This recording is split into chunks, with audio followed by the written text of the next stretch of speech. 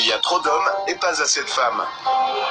C'est le résultat de la politique de l'enfant unique qui devait réguler la démographie galopante du pays. Actuellement, on compte 118 hommes pour 100 femmes. Et on estime que d'ici 2030, 25% des hommes de 30 ans ne seront jamais mariés. Du coup, la sexualité des Chinois est bridée. Et pas question de mater des films porno, c'est interdit et sévèrement réprimé. La solution, remplacer les femmes en chair et en os par des poupées faites de silicone et de métal. Et ça, c'est autorisé. C'est plus facile de vendre des sex toys que du porno en Chine. Peut-être que c'est moins menaçant pour le gouvernement que l'imagerie pornographique. Pas de problème pour les sex dolls. Un peu paradoxal dans un pays où le sexe est aussi tabou. La capitale de ce business qui pèse 2 milliards de francs, c'est Dongguan. Cette ville de 8 millions d'habitants est réputée pour être la capitale du vice en Chine. Elle a été pendant longtemps un paradis de la prostitution. Désormais, c'est là où sont produits la plupart des sex toys made in China.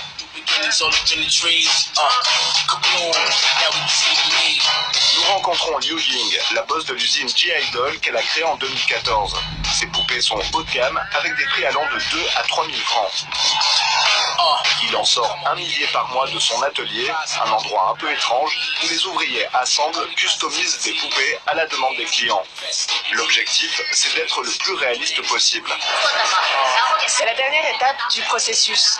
On met du talc qui permet de rendre la peau plus similaire à celle de l'être humain, moins collante et plus douce. Le matériel que l'on utilise, c'est du TPE, une sorte de plastique. L'un de ses avantages, c'est que c'est très flexible et c'est moins cher. Le silicone ne fonctionne pas aussi bien. Vous voyez ces lignes, c'est plus difficile à enlever en utilisant du silicone. Avec du TPE, on peut enlever toutes les imperfections.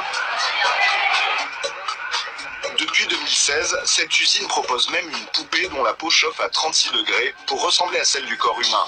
Et les ventes de ce modèle cartonnent.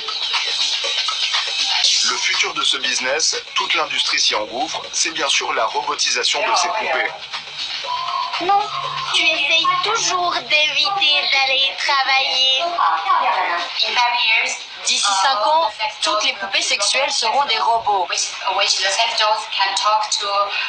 Le robot va pouvoir parler et il ne va pas seulement satisfaire les besoins primaires de nos clients, il sera un véritable partenaire.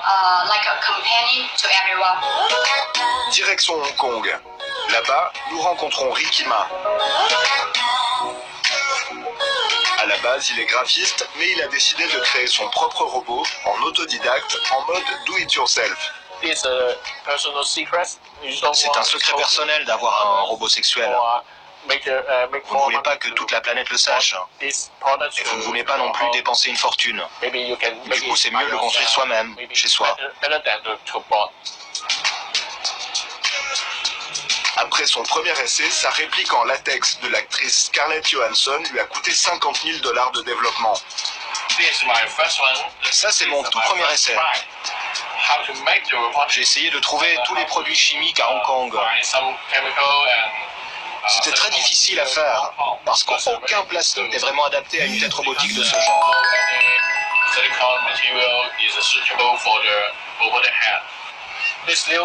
Ça, c'est mon dernier modèle. J'ai ajouté de nouvelles expressions faciales et le matériel est de meilleure qualité. J'ai aussi mis des caméras dans les yeux. Pour l'armature, il a modélisé un squelette humain et l'a produit avec une imprimante 3D. Aujourd'hui, il veut que les gens soient capables de créer leur propre robot, sexuel ou non, chez eux. Il a donc lancé une campagne Kickstarter pour lancer un guide de construction de robots humanoïdes. C'est la réponse technologique aux carences d'une société. Les hommes chinois aiment passer du temps avec des poupées sexuelles parce que certains d'entre eux se sentent seuls et n'arrivent pas à trouver de partenaire. Même si une poupée ne peut pas remplacer une femme, elles peuvent accomplir d'autres fonctions. C'est pratique d'avoir une poupée que l'on peut utiliser quand on veut. On peut l'éteindre quand on veut. La solitude, ce mal moderne qui se cache derrière nos sociétés ultra connectées, n'est pas seulement une affaire chinoise. La preuve, les ventes de ce genre de sex dolls, qui ne sont pas seulement de simples jouets porno, explosent un peu partout dans le monde. Culte de la performance, peur de l'échec ou de la frustration, vivre à deux n'a jamais semblé aussi compliqué. En 2015, 36% des Suisses étaient célibataires.